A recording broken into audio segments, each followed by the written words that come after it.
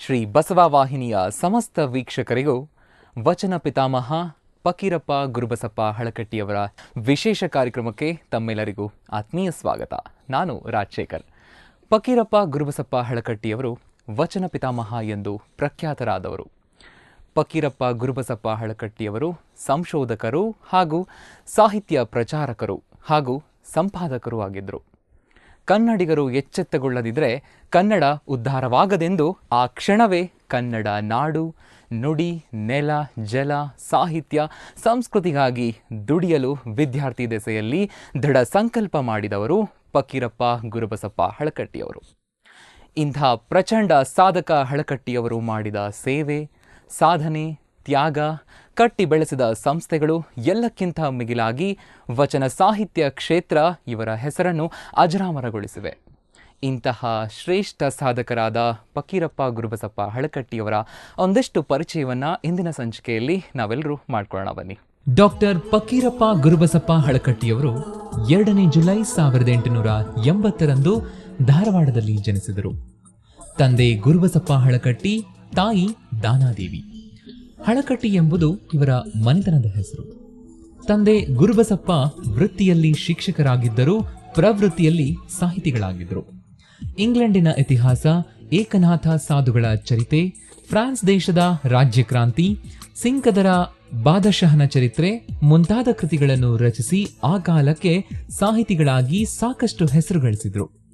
ಜೊತೆಗೆ ಆಗಿನ ಪ್ರಮುಖ ಪತ್ರಿಕೆಯಾದ ವಾಗ್ಭೂಷಣದಲ್ಲಿ ಹಲವಾರು ಲೇಖನಗಳನ್ನು ಬರೆದು ನಾಡಿನ ಗಮನ ಸೆಳೆದಿದ್ದರು. ಹೀಗಾಗಿ ಹಳಕಟ್ಟಿಯವರಿಗೆ ಸಾಹಿತ್ಯವೆಂಬುದು ರಕ್ತಗತವಾಗಿ ಒಲಿದು ಬಂದಿತ್ತು. ಹಳಕಟ್ಟಿಯವರು ತಮ್ಮ ಹುಟ್ಟೂರು ಧಾರವಾಡದಲ್ಲಿ ಪ್ರಾಥಮಿಕ ಶಿಕ್ಷಣವನ್ನು ಪ್ರಾರಂಭಿಸಿ 1896ರಲ್ಲಿ ಮೆಟ್ರಿಕ್ ಮುಗಿಸಿದರು. ನಂತರ ಮುಂದಿನ ಉನ್ನತ ಶಿಕ್ಷಣಕ್ಕಾಗಿ ಮುಂಬೈಗೆ ತೆರಳಿ ಅಲ್ಲಿನ ಸೇಂಟ್ ಝೋವಿಯರ್ ಕಾಲೇಜ್ ಸೇರಿದರು. ಅಲ್ಲಿ ಕನ್ನಡ ಪುರೋಹಿತ ಆಲೂರು ವೆಂಕಟರಾಯರು ಇವರ ಸಹಪಾಠಿಗಳಾಗಿದ್ದರು. ಆ ಸಂದರ್ಭದಲ್ಲಿ ಮುಂಬಯಿಯ ವಿದ್ಯಾರ್ಥಿಗಳು ಮತ್ತು ಅಲ್ಲಿನ ಜನರಲ್ಲಿದ್ದ ಗುಜರಾತಿ ಮತ್ತು ಮರಾಠಿ ಭಾಷಾಭಿಮಾನ, ಕನ್ನಡದವರಲ್ಲಿ ತಮ್ಮ ಭಾಷೆಯ ಬಗ್ಗೆ ಇದ್ದ ನಿರಾಭಿಮಾನ ಇವರ ಮನಸ್ಸಿನ ಮೇಲೆ ತುಂಬಾ ಪರಿಣಾಮ ಬೀರಿತು. ಕನ್ನಡಿಗರು ಎಚ್ಚರಗೊಳ್ಳದಿದ್ರೆ ಕನ್ನಡ ಉದ್ಧಾರವಾಗದೆಂದು ಆ ಕ್ಷಣವೇ ಕನ್ನಡ ನಾಡು, ನುಡಿ, ನೆಲ, ಜಲ, ಸಾಹಿತ್ಯ, ಸಂಸ್ಕೃತಿಗಾಗಿ ದುಡಿಯಲು ವಿದ್ಯಾರ್ಥಿ ದೆಸೆಯಲ್ಲಿ ದೃಢ ಸಂಕಲ್ಪ ಮಾಡಿದರು. 1901ರಲ್ಲಿ BA ಪದವಿ ಪಡೆದ ಹಳಕಟ್ಟಿಯವರು 1904ರಲ್ಲಿ ಕಾನೂನು ಪದವೀಧರರಾಗಿ ಬೆಳಗಾವಿಯಲ್ಲಿ ವಕೀಲ ವೃತ್ತಿ ಪ್ರಾರಂಭಿಸಿದರಾದರೂ ಕೆಲವು ತಿಂಗಳುಗಳಲ್ಲೇ ಕಾರಣಾಂತರಗಳಿಂದ ಬೆಳಗಾವಿಯಿಂದ ವಿಜಯಪುರಕ್ಕೆ ವಾಸ್ತವ್ಯ ಬದಲಾಯಿಸಿದರು. ಅಲ್ಲಿಂದೀಚೆಗೆ ವಿಜಯಪುರವನ್ನೇ ತಮ್ಮ ಕಾರ್ಯಕ್ಷೇತ್ರ ಮಾಡಿಕೊಂಡರು. ಅದೇ ವರ್ಷ ಅವರ ದಕ್ಷ ವಕೀಲಿ ವೃತ್ತಿ ನೆನೆದ ಸರ್ಕಾರ ಅವರನ್ನು ಪಬ್ಲಿಕ್ ಪ್ರಾಸಿಕ್ಯೂಟರ್ ಮತ್ತು ಸರಕಾರಿ ಪ್ಲೇಡರರೆಂದು ನೇಮಿಸಿತು. ಅವರು ಅಧ್ಯಯನದಲ್ಲಿ MA ಮಾಡಿದ್ದರೂ ಪರೀಕ್ಷೆಗೆ ಕುಳಿತುಕೊಳ್ಳಲು ಸಾಧ್ಯವಾಗಲಿಲ್ಲ. ಇದೇ ಹೊತ್ತಿಗೆ ಕರ್ನಾಟಕದ ಕೃಷಿಕ ಉದ್ಧಾರದ ವೀರಶೈವ ತತ್ವಾರಾಧಕ ದಾನಿಗಳೆನಿಸಿದ ಸಿರಸಂಗಿ ಲಿಂಗರಾಜರು ವೀರಶೈವ ಮಹಾಸಭಾದ ಅಧಿವೇಶನದ ಅಧ್ಯಕ್ಷರಾದರು. ಅವರ ವಿಚಾರಧಾರೆ ಕೇಳಿ ಫಕೀರಪ್ಪನವರ ಮನಸ್ಸು ಸಾಕಷ್ಟು ಗಟ್ಟಿಗೊಂಡಿತು. ಹಳಕಟ್ಟಿಯವರು ಬಸವಣ್ಣನವರ ವಚನಗಳನ್ನು ಇಂಗ್ಲಿಷ್ಗೆ ಅನುವಾದಿಸಿ ಇಂಡಿಯನ್ ಆಂಟಿಕ್ವರಿಯಲ್ಲಿ ಪ್ರಕಟಗೊಳಿಸಿದರು. ಅಷ್ಟೇ ಅಲ್ಲ, ವಚನಗಳ ಗಾಯನಕ್ಕೂ ವ್ಯವಸ್ಥೆ ಮಾಡಿಸಿದರಲ್ಲದೆ ಶ್ರೇಷ್ಠ ಸಂಗೀತಕಾರರನ್ನು ವಚನ ಗಾಯನ ರೆಕಾರ್ಡಿಂಗ್ ಆಗಿ ಮುಂಬೈವರೆಗೆ ಕಳುಹಿಸಿದರು. ಹೀಗೆ ವಚನ ಸಾಹಿತ್ಯದ ಪ್ರಸಾರ ಕಾರ್ಯವನ್ನು ಕೈಗೊಂಡ ಅವರನ್ನು ವಚನ ಪಿತಾಮಹ ಎಂದು ಕರೆದರೂ ಉಚಿತವಾಗಿದೆ. ಒಂದೆಡೆ ವಕೀಲಿ ವೃತ್ತಿ, ಅಪಾರ ಕಾನೂನು ಜ್ಞಾನದಿಂದಾಗಿ ಆ ಭಾಗದ ಪ್ರಸಿದ್ಧ ವಕೀಲರಾಗಿ ರೂಪುಗೊಂಡ ಇವರು ತಮ್ಮ ಜನಪ್ರಿಯತೆಯಿಂದಲೇ 1905ರಲ್ಲಿ ಬಿಜಾಪುರ ನಗರಸಭೆಯ ಶಾಲಾ ಕಾರ್ಯನಿರ್ವಾಹಕ ಮಂಡಳಿಯ ಸಭಾಧ್ಯಕ್ಷರಾಗಿ ಮತ್ತು ಜಿಲ್ಲಾ ಗ್ರಾಮಾಂತರ ಅಭಿವೃದ್ಧಿ ಮಂಡಳಿಯ ಕಾರ್ಯದರ್ಶಿಯಾಗಿ ಆಯ್ಕೆಯಾದರು. ಜಿಲ್ಲಾ ಕಾಂಗ್ರೆಸ್ ಸಮಿತಿಯ ಕಾರ್ಯದರ್ಶಿಯಾಗಿಯೂ ಆಯ್ಕೆಗೊಂಡರು. ನಂತರದ ದಿನಗಳಲ್ಲಿ ಮುಂಬೈ ವಿಧಾನ ಪರಿಷತ್ತಿನ ಸದಸ್ಯರಾಗಿ ತಮ್ಮ ಶಾಸನಬದ್ಧ ಅಧಿಕಾರದಿಂದ ಕನ್ನಡವನ್ನು ಗಟ್ಟಿಗೊಳಿಸಲು, ಪುಷ್ಟಿಗೊಳಿಸಲು, ಒಟ್ಟಾರೆ ಸಮೃದ್ಧವಾಗಿ ಕನ್ನಡ ಕಟ್ಟಲು ಪ್ರಾಮಾಣಿಕವಾಗಿ ದುಡಿದು ಅಜರಾಮರ ಕೆಲಸ ಮಾಡಿದ್ದಾರೆ. 1920ರ ಹೊತ್ತಿಗಾಗಲೇ 1,000 ಕಟ್ಟು ಸಂಗ್ರಹವಾಯಿತು.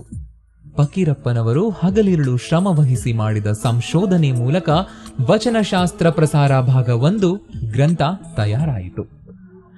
ಇದನ್ನು ಹೇಗಾದರೂ ಮಾಡಿ ಹೊರಹಾಕಬೇಕೆಂಬ ಸಂಕಲ್ಪದೊಂದಿಗೆ ಮಂಗಳೂರಿನ ಬಾಷೆಲ್ ಮಿಶೆಲ್ ಪ್ರೆಸ್ಗೆ 500 ರೂಪಾಯಿಗಳೊಂದಿಗೆ ಹಸ್ತಪ್ರತಿ ಕೊಟ್ಟು ಕಳುಹಿಸಿದರು.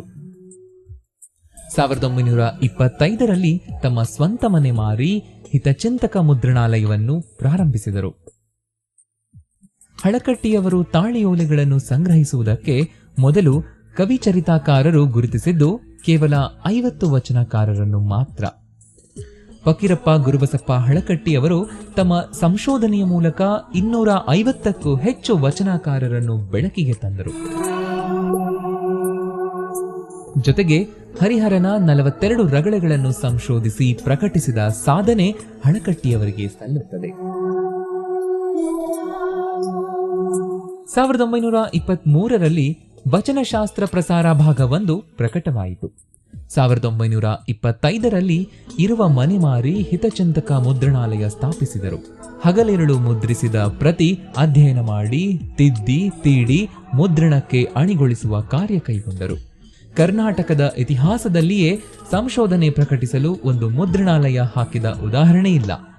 ಅಂತಹ ಮುಂದಾಲೋಚನೆ, ತೀಕ್ಷ್ಣ ಬುದ್ಧಿ, ಚಿಂತನೆ ಹಳಕಟ್ಟಿಯವರದ್ದಾಗಿತ್ತು. ಪತ್ರಿಕಾ ಮಾಧ್ಯಮದಿಂದ ಏಕಕಾಲಕ್ಕೆ 2 ಪತ್ರಿಕೆ ಸಂಪಾದಿಸಿ ಪ್ರಕಟಿಸಿ ಜನಸಮೂಹದ ಜವಾಬ್ದಾರಿ ತಿಳಿಸುವ ಕಾರ್ಯಕ್ಕೆ ಕೈ ಹಾಕಿದರು. 1926ರಲ್ಲಿ ಆರಂಭಿಸಿದ ಶಿವಾನುಭವ ಮಾಸಿಕ ಪತ್ರಿಕೆ 35 ವರ್ಷ ನಿರಂತರ ನಡೆಸಿದ ಕನ್ನಡ ಪತ್ರಿಕೆ ಎಂಬ ಹೆಗ್ಗಳಿಕೆಗೆ ಪಾತ್ರವಾಯಿತು. 1927ರಲ್ಲಿ ನವಕರ್ನಾಟಕ ಎಂಬ ವಾರಪತ್ರಿಕೆ ಆರಂಭಿಸಿದರು. ಹಳಕಟ್ಟಿಯವರು ಸಂಪಾದಿಸಿ ಪ್ರಕಟಿಸಿದ ವಚನ ಸಾಹಿತ್ಯ ಸಾರವಂತೂ ಅಪೂರ್ವ ವಚನಗಳುಳ್ಳ ಒಂದು ಅದ್ಭುತ ಕೃತಿ. ಶೂನ್ಯ ಸಂಪಾದನೆ, ಶಿವಾನುಭವ, ಕೃಷಿ ವಿಜ್ಞಾನ, ಪ್ರಭುದೇವರ ವಚನಗಳು, ಹರಿಹರನ ರಗಳೆ, ಪ್ರದೀಪಿಕೆ, ಶಬ್ದಕೋಶ, ಆದಿಶೆಟ್ಟಿ ಪುರಾಣ ಮುಂತಾದವುಗಳು ಇವರ ಪ್ರಮುಖ ಕೃತಿಗಳು. ಪತ್ರಿಕೋದ್ಯಮದಲ್ಲಿಯೂ ಬಹಳ ಆಸಕ್ತಿ ಹೊಂದಿದ್ದ ಹಳಕಟ್ಟಿಯವರು 1926ರಲ್ಲಿ ಸಂಶೋಧನೆಗಾಗಿ ಮೀಸಲಾದ ಶಿವಾನುಭವ ಪತ್ರಿಕೆ ಪ್ರಾರಂಭಿಸಿದರು. ಇದನ್ನು ಸತತವಾಗಿ ನಡೆಸಿಕೊಂಡು ಬಂದ ಇವರು 1951ರಲ್ಲಿ ಇದರ ಬೆಳ್ಳಿ ಹಬ್ಬವನ್ನು ಅದ್ಧೂರಿಯಾಗಿ ಆಚರಿಸಿದರು. ಹಾಗೆಯೇ 1927ರಲ್ಲಿ ನವಕರ್ನಾಟಕ ಎಂಬ ವಾರಪತ್ರಿಕೆಯನ್ನೂ ಸಹ ಆರಂಭಿಸಿದ್ದರು. ಈ 2 ಪತ್ರಿಕೆಗಳ ಸಂಪಾದಕ, ಪ್ರಕಾಶನ ಹಾಗೂ ಮುದ್ರಕರಾಗಿ ಹಳಕಟ್ಟಿಯವರ ಪತ್ರಿಕಾ ರಂಗದ ಸಾಧನೆ ಕೂಡ ಗುರುತರವಾದದ್ದೇ. ದೂರದೃಷ್ಟಿ ವ್ಯಕ್ತಿತ್ವದ ಹಳಕಟ್ಟಿಯವರು ಸಾಹಿತ್ಯ ಮತ್ತು ಪತ್ರಿಕೋದ್ಯಮದ ಜೊತೆಗೆ ಸಂಘಟನೆ, ಬ್ಯಾಂಕಿಂಗ್, ಕೃಷಿ, ಸರಕಾರಿ ಹೀಗೆ ಎಲ್ಲದರಲ್ಲೂ ತಮ್ಮನ್ನು ತೊಡಗಿಸಿಕೊಂಡಿದ್ದರು. ಇವರು 1910ರಲ್ಲಿ ವಿಜಯಪುರ ಜಿಲ್ಲಾ ಲಿಂಗಾಯತ ವಿದ್ಯಾವರ್ತಕ ಸಂಘ ಮತ್ತು 1912ರಲ್ಲಿ Shri Siddheshwar urban cooperative bank ಅನ್ನು ಸ್ಥಾಪಿಸಿದರಲ್ಲದೆ ಗ್ರಾಮೀಣಾಭಿವೃದ್ಧಿ ಸಂಘ, ಒಕ್ಕಲತನ ಸಹಕಾರಿ ಸಂಘ, ನೇಕಾರರ ಸಂಘ, ಹತ್ತಿ ಮಾರಾಟ ಸಂಘಗಳು ಸೇರಿದಂತೆ ಸಹಕಾರಿ ಸಂಘಗಳನ್ನು ಸಂಸ್ಥಾಪಿಸಿ ತನ್ಮೂಲಕ ಒಟ್ಟಾರೆ ಸಮಾಜಾಭಿವೃದ್ಧಿಗೆ ದುಡಿದ ಅಪರೂಪದ ವ್ಯಕ್ತಿ. 1920ರಲ್ಲಿ ಮುಂಬಯಿಯ ವಿಧಾನ ಪರಿಷತ್ತಿನ ಸದಸ್ಯತ್ವ, 1928ರಲ್ಲಿ ಜರುಗಿದ 3ನೇ ಕರ್ನಾಟಕ ಏಕೀಕರಣ ಪರಿಷತ್ತಿನ ಅಧ್ಯಕ್ಷತೆ, 1931ರಲ್ಲಿ ಮುಂಬೈ ವಿಶ್ವವಿದ್ಯಾಲಯದ ಸೆನೆಟ್ ಸದಸ್ಯತ್ವ, 1933ರಲ್ಲಿ ಅಖಿಲ ಭಾರತ ವೀರಶೈವ ಮಹಾಸಭೆಯ ಅಧ್ಯಕ್ಷತೆ, 1956ರಲ್ಲಿ ಕರ್ನಾಟಕ ವಿಶ್ವವಿದ್ಯಾಲಯದ ಪ್ರತಿಷ್ಠಿತ ಗೌರವ ಡಾಕ್ಟರೇಟ್ ಮುಂತಾದವು ಇವರ ಸೇವೆಗೆ ಸಂದ ಗೌರವ ಪುರಸ್ಕಾರಗಳು.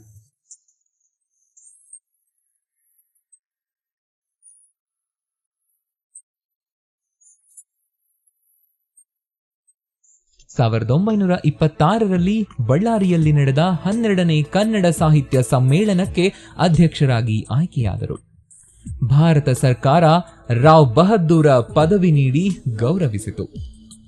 ಇಂತಹ ಪ್ರಚಂಡ ಸಾಧಕ ಹಳಕಟ್ಟಿಯವರು 29/6/1964ರಂದು ನಾಡನ್ನು ಬಿಟ್ಟು ಅಗಲಿದರು. ಇವರು ಮಾಡಿದ ಸೇವೆ, ಸಾಧನೆ, ತ್ಯಾಗ, ಕಟ್ಟಿ ಬೆಳೆಸಿದ ಸಂಸ್ಥೆಗಳು ಎಲ್ಲಕ್ಕಿಂತ ಮಿಗಿಲಾಗಿ ವಚನ ಸಾಹಿತ್ಯ ಕ್ಷೇತ್ರ ಇವರ ಹೆಸರನ್ನು ಅಜರಾಮರಗೊಳಿಸಿದೆ.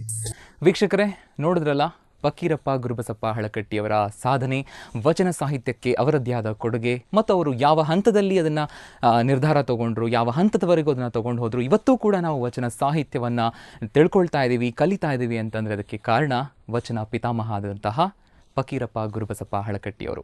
ಅಷ್ಟೇ ಅಲ್ಲ, ಅವರು ವಚನ ಸಾಹಿತ್ಯಕ್ಕೆ ಹಾಕಿಕೊಟ್ಟಂತಹ ಅಡಿಪಾಯದಲ್ಲಿ ನಾವೆಲ್ಲರೂ ಬೆಳಿಬೇಕು ಮತ್ತು ಅದನ್ನು ಇನ್ನಷ್ಟು ಬೆಳೆಸ್ತಾ ನಮ್ಮೆಲ್ಲರ ಜೀವನದಲ್ಲಿ ಅದನ್ನು ಅಳವಡಿಸ್ಕೊಳ್ತಾ ಹೋಗಬೇಕು ಮತ್ತು ಬೇರೆಯವರ ಜೀವನಕ್ಕೂ ಅಳವಡಿಕೆ ಆಗುವಂತಹ ಮಾತುಗಳನ್ನು ನಾವು ಹೇಳ್ತಾ ಹೋಗಬೇಕು, ಆ ತತ್ವಗಳನ್ನು ಪಾಲಿಸ್ತಾ ಹೋಗಬೇಕು ಅಂತ ಇವತ್ತಿನ ವಿಶೇಷ ಕಾರ್ಯಕ್ರಮ ಮುಗಿಸ್ತಾ ಇದ್ದೀನಿ. ನಾನು ರಾಜಶೇಖರ್.